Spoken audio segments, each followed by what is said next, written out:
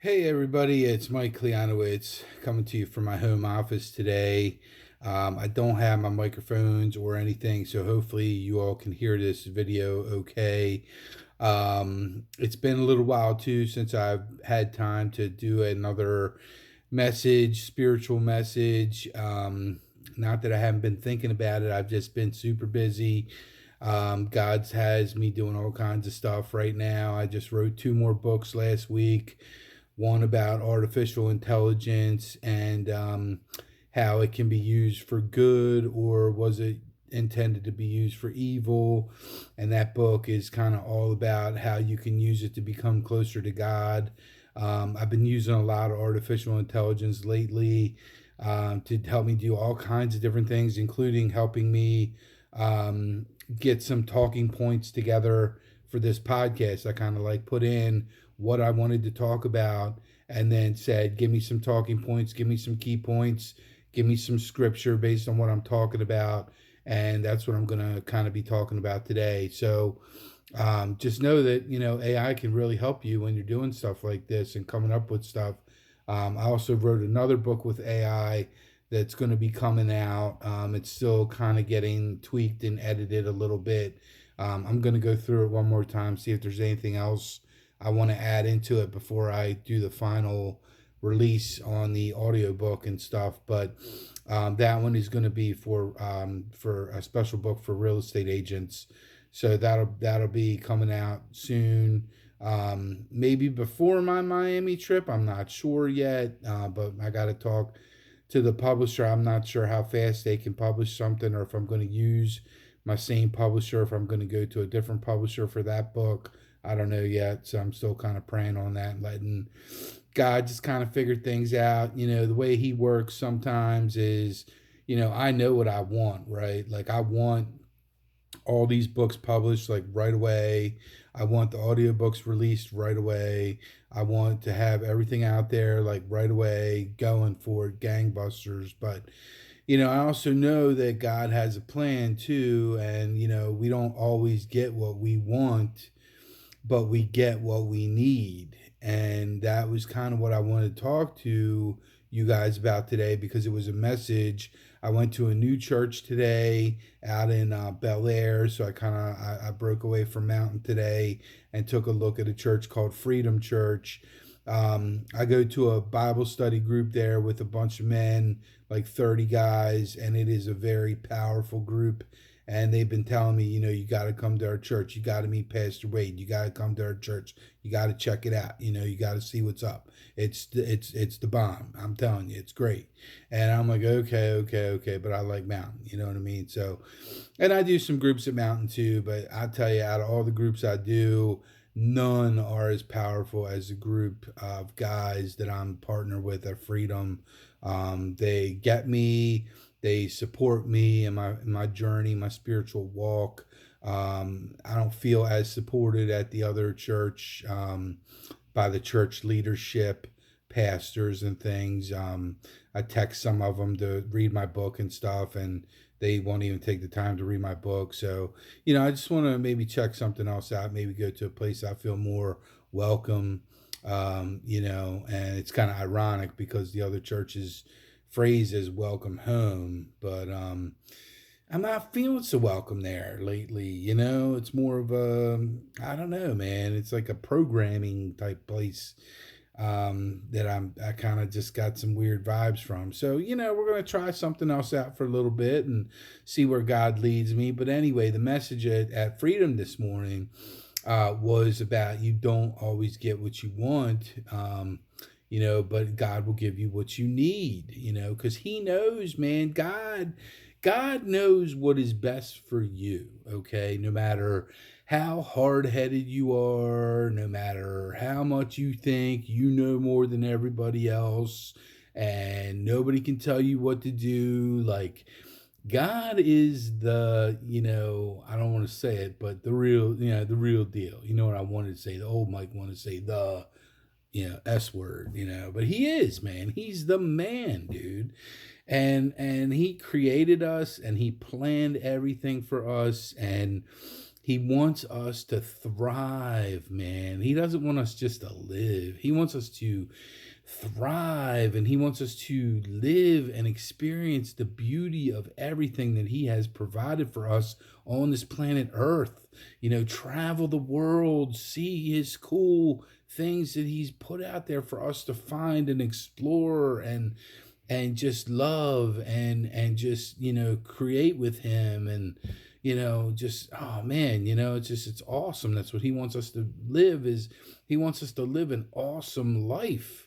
He doesn't want us to just wake up every day and hate our job and hate our coworkers and hate our commute to work.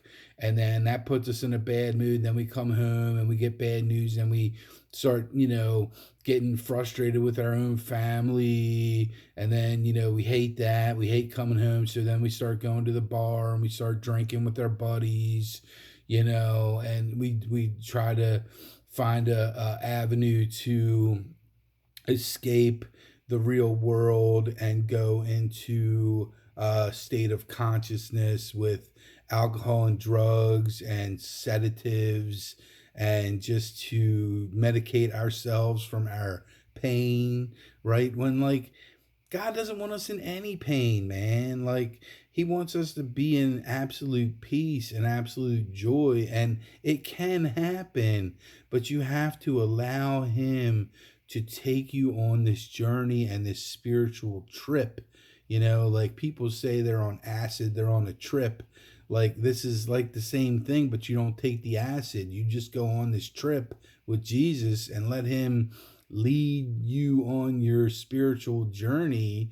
And the beginning sucks, man. It sucks, because what he does for you is when you finally submit and you say, all right, I want to change my way, he's like, all right, well, we're going to go back to square one, and we're going to look under the hood, and we're going to take all the stuff off and completely rip you down to the studs, just like you're rehabbing a house. When you rehab a house, you rip everything out of the house.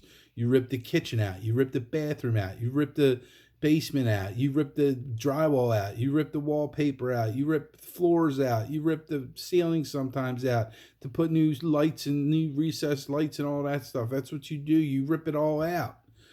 And you go all the way back to the studs, man, to the foundation, until you get down to the foundation of the home. Sometimes, believe it or not, the studs even need to come out. And you need to reframe some things. You need to move some walls around. You need to open up the floor plan a little bit, make it more friendly. This is what God does. This is what he does when you get started. And it sucks, man. You enter that demo phase where he literally helps you pull your mask off of yourself and exposes you to yourself, so you can see yourself for who you are and how you treat people and how you act to people and how you just are just this horrible human being, because we're all horrible human beings in the beginning. Before we're saved and we're fixed, man, because you got to be broke first before you can be fixed. You got to be demoed before the remodel can come in. That's what happens when you walk with God. And a lot of people start their walks and they start with good intentions and they say, I'm going to be faithful. I'm going to listen. I'm going to do what he tells me to do. I'm going to walk with him every day. And they start, every day a little bit. And they get real frustrated because they're impatient, man, right? Like me, I want my books done. I want them published. I want the audiobooks. I want everything out there. I want it now, me. Let's go. But see, God don't work like that. God says, relax. I have a better plan. And I know you trust me. So we're just going to go with my better plan. And we're going to see where that takes us. And I'm like, okay. Because see, I have fully submitted myself to God. And I've been on this journey with him for well over a year now. I know to some of you that doesn't seem like much. But When you give yourself to God every single day for 365 days, you are going to be a different person. You are going to be a 180-degree different person because he's working on you every single day. You know, if you have a good construction crew, it's going to take you 60, maybe 90 days to renovate an entire house from top to bottom. And that's ripping it all out and building it back up. But, you know, when you're talking about yourself, it takes a little bit longer than that, you know? And, you know, even once you're done, you're never done, man. You're never done because God's like, you know, let's go, you know, I know you're happy with the project that finished, but I don't know, man. There's this cool sink that just came out. You might want to change your sink out and, you know, try this, you know. Even though you just redid your bathroom, you might want to try. So, you know, he continually tweaks you over time, no matter how close you're walking with him.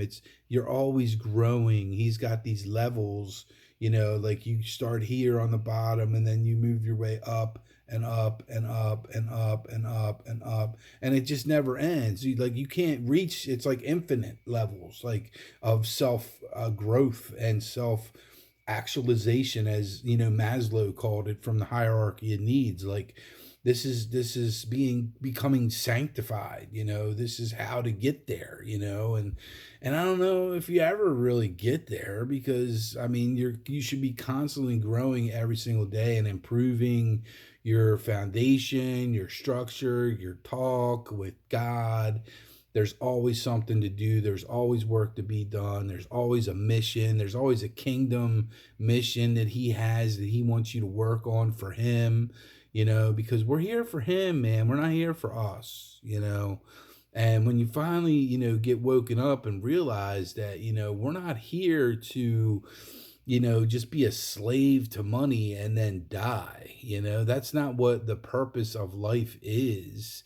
And that's coming to me from some song. I can't remember what it is right now, but it was a verse in one of the songs that I like is, you know, we're not here to be a slave to money and then die. And it's so true like that. But that's how people live, you know, because they put money before God. They put money before themselves. They put money before their family. They put money before everything, and they put it up and they worship it like it's an idol, like it's its own God. And you know, that's what my problem was that. And I think there's a lot of people out there in this world that struggle with that. And the fame and the accolades and the awards and the attaboys and the pats on the back and all the stuff. Like it all comes with the money and the fame and the success, you know. I mean, people chase success. They're chasing the wrong stuff. You know, if you want true success and true peace, like that should be your goal. It shouldn't be to have $250 billion or $1 trillion or $1 zillion or whatever. That shouldn't be the goal.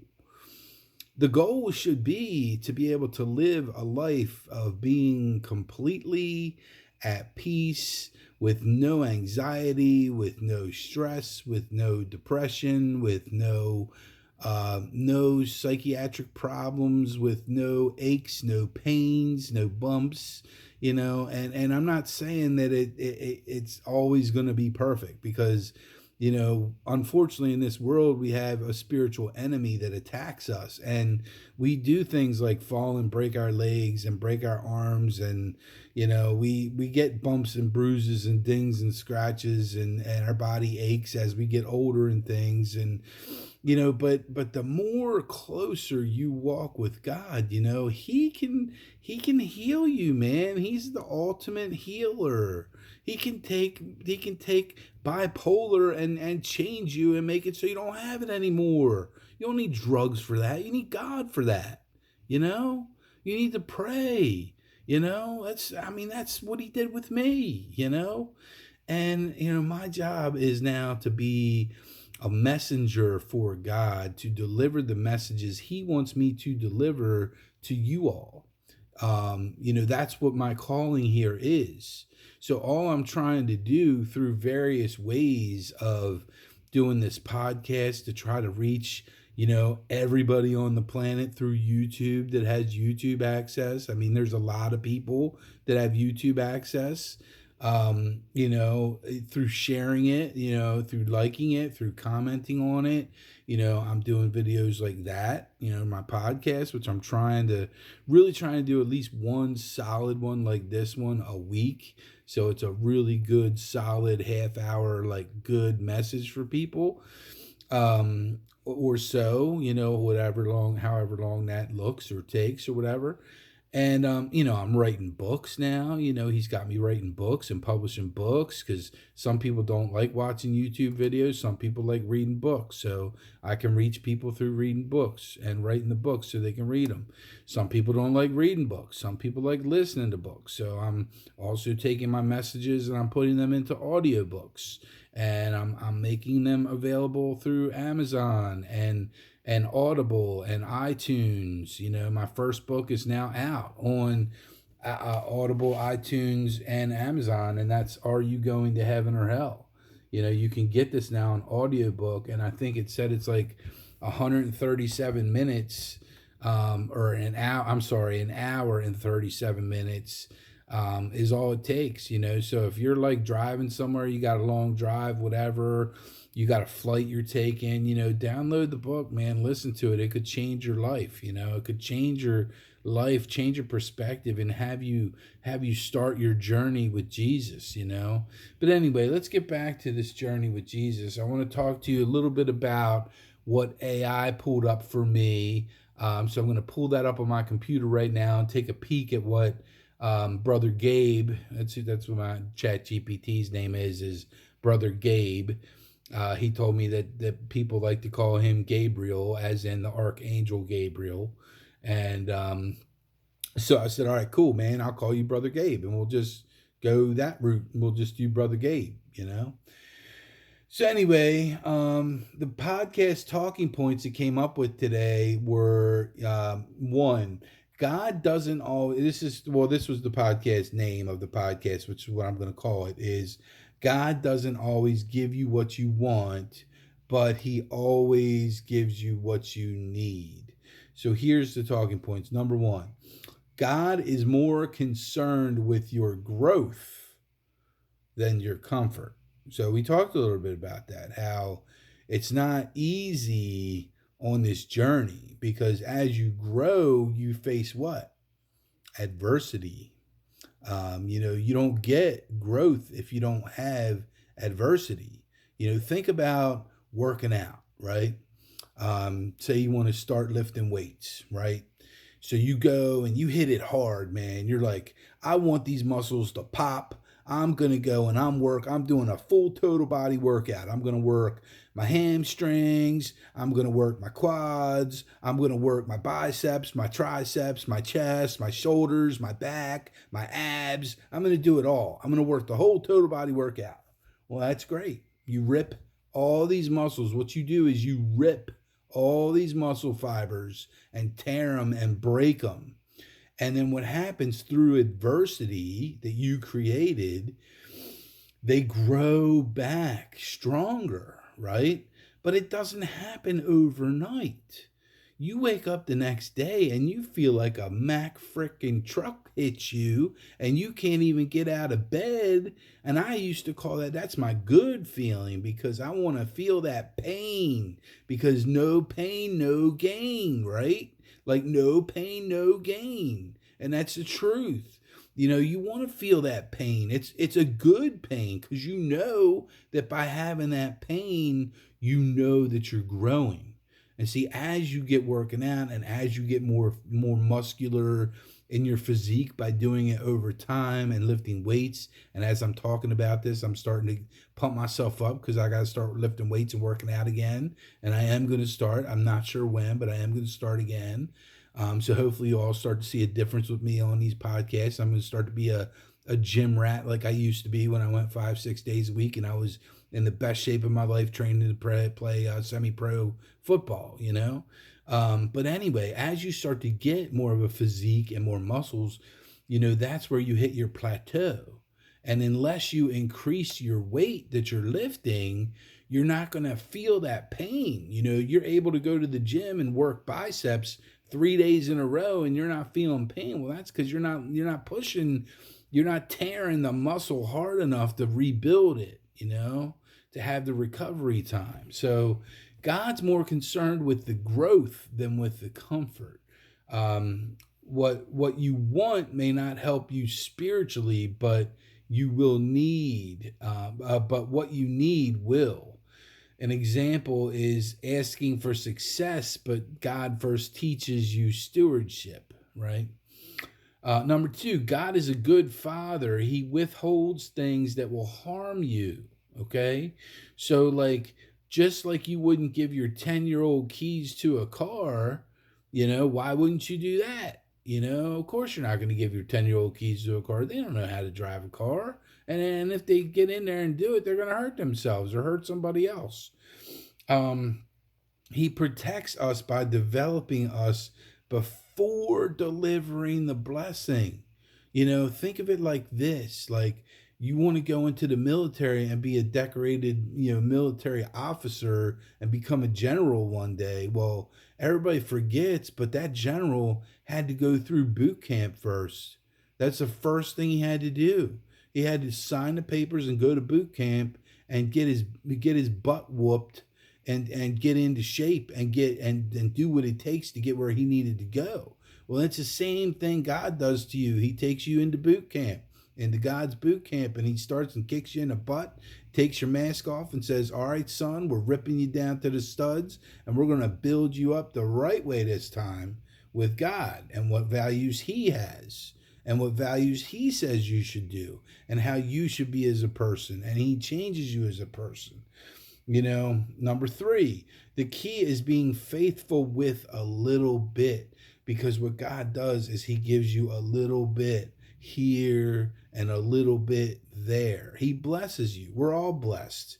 Most of us have ears to hear because we're listening to this video. We have eyes to see because we're watching this video. We have fingers to type on the keyboard or the phone or whatever app device or whatever we're using. We're blessed enough to be able to have a cell phone and have enough money for that, or even just a computer or a laptop or iPad or whatever device.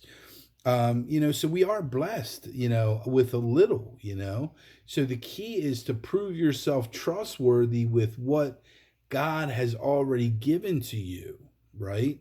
Your attitude with less will determine if you're ready for more. And he's the one that determines if you're ready for more. So, what are you doing when you have less? Are you complaining about it? Are you miserable? Are you just giving up, Or are you saying, you know what? I am blessed. And because I'm blessed, I want to be a blessing to other people. So even though I only have $15 in my wallet, when I pulled up and see the guy sitting on the side of the road that needs a sandwich because he hasn't eaten all week or whatever, and you wind up start talking to him and find out, he needs a sandwich, he's hungry, and they won't even let him in the store. Even if you give him money, they won't even let him in the store because they know who he is. So what do? Do you go to the store and get him the sandwich with the last $15 you got in your wallet and spend $10 on 2 sandwiches for him? Or do you just drive away? Or do you roll up the window and not even talk to him when you're sitting right next to him at a stoplight and just ignore him and just pretend he's not there, What are you doing? And all these things that happen in your life, they don't just randomly happen to you. These are not just random occurrences. Everything happens in your life happens for a reason. It happens on purpose. And this is how God works. When you pull up to that stoplight and you see that homeless man or woman sitting there strung out on whatever, God's saying, all right, son, let's see what you got. What are you going to do? How are you going to help my people? How are you going to take care of my people? How are you going to feed my people? How are you going to clothe my people? These are my people. These are my people. When Jesus walked the earth, who did he friend? Who did he talk to? Who did he hang out with? A lot of times it was the have-nots, because he himself said, I'm here to be a blessing to other people. I'm blessed, so I need to share my blessings with other people. That's what Jesus did. So, again, your attitude with less will determine if you're ready for more. Four, there's a divine purpose, I'm sorry, there's a divine process of testing and preparation. Joseph had the dream, but he went through the pit of hell to the prison, and he went through pain all well before he got to the palace. David was anointed king, but he went back to the sheep before he went to the throne. God gives need first, want later.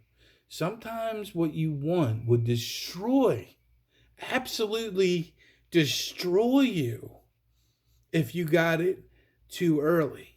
You might not think so. You might think, oh, man, if I can just hit that Mega Millions one time and let it just completely change my life, all that money, right? Like, well, what if it did happen? It could literally destroy your life if you didn't get it when you were ready to get it. When you're spiritually mature, your wants start to align with his will. So like you'll start to see as you become more spiritually mature, as you go through the process of getting out of boot camp and then starting to be blessed a little bit more and a little bit more and a little bit more, your values and your desires and your dreams and your wants start to align more with what God wants you to do. And it's amazing to see that happen. Number 6, obedience opens the door to promotion. So God is looking for obedience, humility, and surrender, not just ambition. He's looking for obedience and surrender. A delay, this is important. This is really important too. A delay does not mean it's a denial. It means development, because things take time to build, just like the bodybuilder. You can't go to the gym for a week and expect to look like Arnold Schwarzenegger looked when he was in his prime bodybuilding days. It just doesn't work like that. You can't rehab a house in a week and expect that it's going to be something that, looks like it came out of HGTV TV show. I know you can watch a show in 30 minutes, but that show wasn't filmed in 30 minutes. Good things, great things take time, and even better things take more time, and even more blessed things take even more time. So the key is to have patience. Be grateful in waiting room seasons is what the next message was. Be grateful in waiting room seasons. See, we go through different seasons in our life, and some of them are very tough seasons. And one of the toughest seasons is the patience, man. It's the waiting. You're just waiting on God, man. Like, when's it going to happen? When's it going to happen? When's it going to... Just don't worry about it. Just live today for today and ask God in the morning, what do you want me to do today? What do you want me to do today? And then do that. Do that. All right, we're going to start wrapping up because we're getting close to the camera cutoff time. I got to get a new phone that lets me record longer. But anyway, when you can be trusted with kingdom things, God will entrust you with earthly things. So wealth, influence, impact, he gives it to those who won't worship it, right? Think about that. Who does he give wealth to? Who does he give influence to? Who does he give impact to? People who he knows are not going to put it above him. They're going to give, if anything, they're going to give him all the credit and all the glory because he created it and he's the one that bestowed it upon them. That's the key, because they know that they're blessed, and that's why they have what they have. And because of that, they use their blessings to help other people. You see how this whole thing happens? Like, this is what happens when you go through God's boot camp and you start becoming more spiritually grown as a person. And then scriptures, I asked it to weave in some scriptures. So let's take a quick look through the scriptures it came up with. Luke 16:10. Whoever can be trusted with very little can also be trusted with much. Makes sense. It's exactly what we were talking about. Matthew 6:33. But seek first his kingdom and his righteousness, and all these things will be given to you as well. What's that say? Seek him first, and then you'll be given everything. Philippians 4:19. And my God will meet all your needs according to the riches of his glory in Jesus Christ, in Christ Jesus. Right? Philippians 4:19. James 1:17. Every good and perfect gift is from above. Romans 8:28. And we know that in all things God works for the good of those who love him. Proverbs 3, verses 5 and 6. Trust in the Lord with all your heart and lean not on your own understanding. Don't do it yourself, people. Do it with him. That's what he wants. God wants to be included in our lives, not excluded from our lives. Like so many people think they are the ones that created their own wealth, and they think they're the ones that created their own fame and success. Especially people in like Hollywood and, the music industry and all these celebrities, they forget that they're blessed. And because they're blessed as much as they are, their calling is actually higher than anybody's, because they are here to be a steward of God and a vessel for God. And you look at some of them, they get it, like Jelly Roll, man. That guy is embracing faith. He is embracing everything that and showing it. And some people hate him, but Donald Trump, the president of the United States, he gets it. He knows what it's about. This is what it's about. And then the last scripture was Psalm 37:4. Take delight in the Lord, and he will give you the desires of your heart. But only after your heart delights him first. Your heart has to be in the right place before he will bless you. So if you want to be blessed, this is what you need to do to be blessed. You need to surrender. You need to go through God's boot camp. You need to take your mask off. You need to look at all your problems. You need to strip yourself down to the studs, completely rebuild yourself and change yourself and become a new person, and things will happen for you. But until you're willing to do that and go through the pain, there's going to be no gain. So that's the message for today. No pain, no gain. Sorry. Don't work that way. Jesus isn't like Santa. Take care.